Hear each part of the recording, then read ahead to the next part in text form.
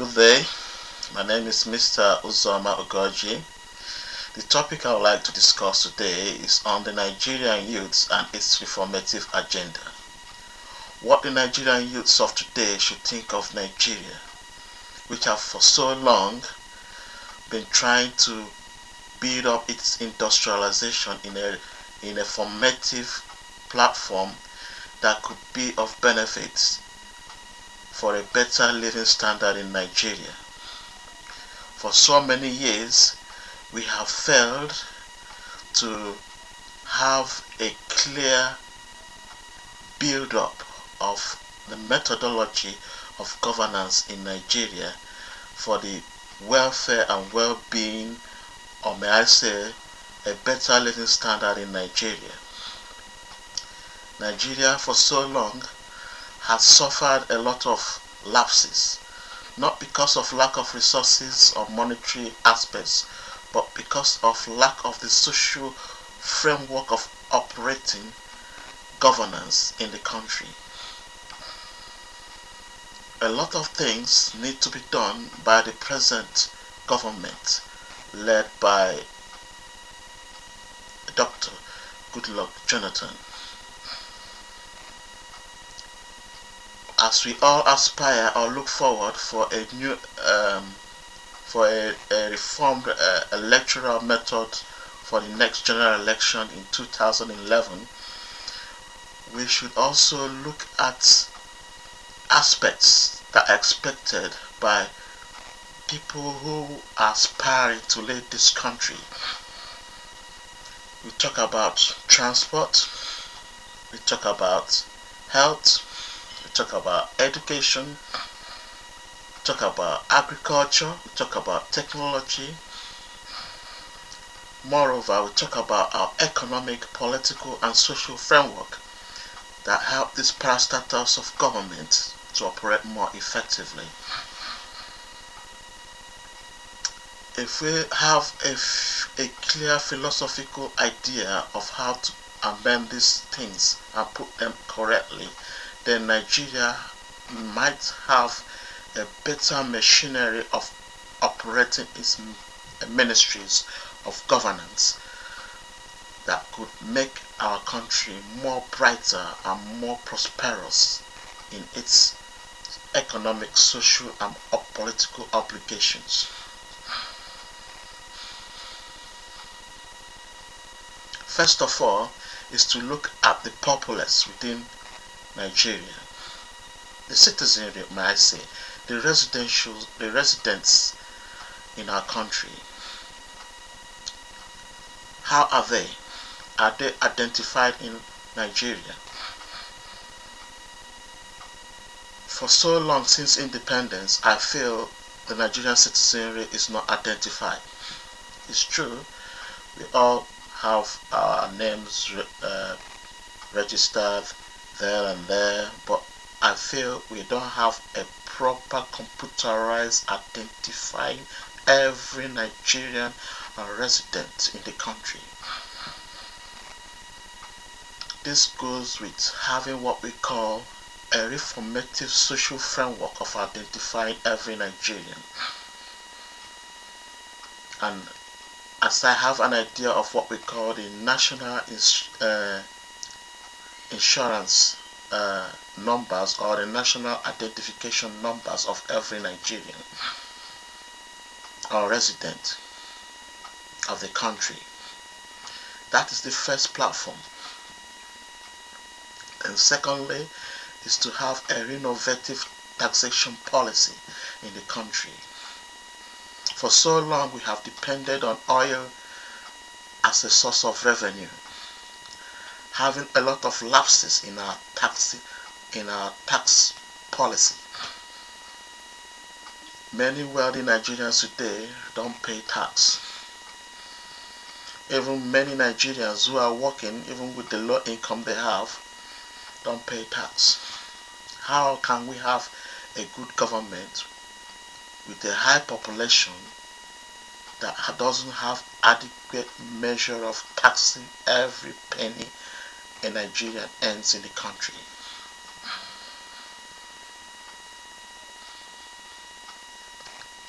keep that aside, if we have these things running, then we talk about transport. For so long, transport in Nigeria has been a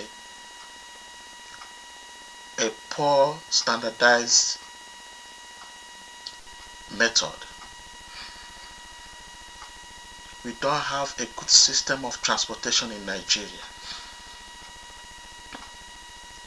We need to develop it on our roads, on the railway system, on sea and on air, that's the airports and the seaports. We should also look at education in Nigeria, and where we can make education for all an important necessity. That every Nigerian should be literate up to secondary school standard with free education. We look at housing. It's time for every Nigerian to have that basic necessity of shelter. Where a Nigerian cannot afford a house or a living place, the government should provide it for that individual. We look at agriculture. We need to boost our agricultural mechanized system to feed the population. Talk about health for all. We need good health. Our hospitals are not well equipped, not efficiently supplied with medication. All these aspects of operating our health sector has a lot of reformative sociological aspects of making health an important necessity for every Nigerian. Operating our financial banking system.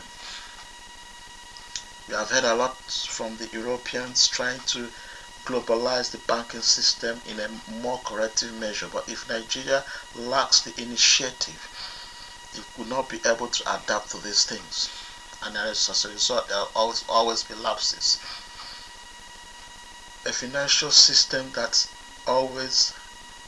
is always sensitive to every Nigerian's earnings, depending on what he or she is doing, whatever industry he or she is operating.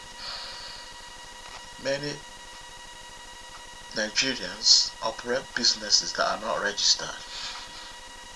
They earn a good living, make wealth, but none of their earnings goes into tax. Nothing of that aspect. We need to reform these things and put it in such a way that the financial system with the banks, appropriate taxation on business accounts could be fixed in such a way that every day in and out, as Nigeria is earning from tax, is also earning from its oil subsidy, and appropriate investment into the Nigerian economy could give us better roads, better education, good health, good housing, the welfare of the citizenry. It is time for Nigeria to also look at the unemployed youths, the teeming unemployed youths that have no form of social security. By this I mean benefits for the Nigerian youths that are unemployed.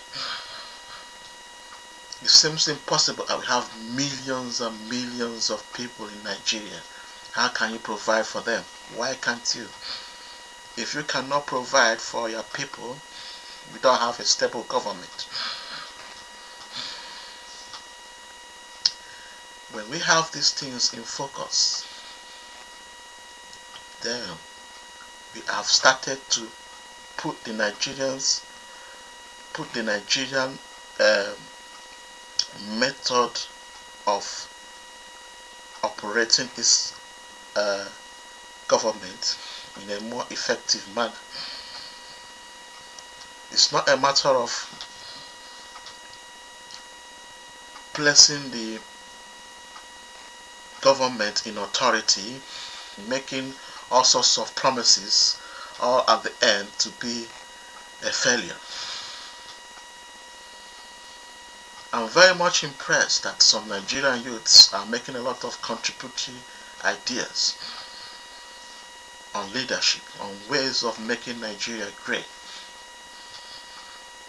But we need to have a focus, a straightforward ideology that will put Nigeria forward and not backwards.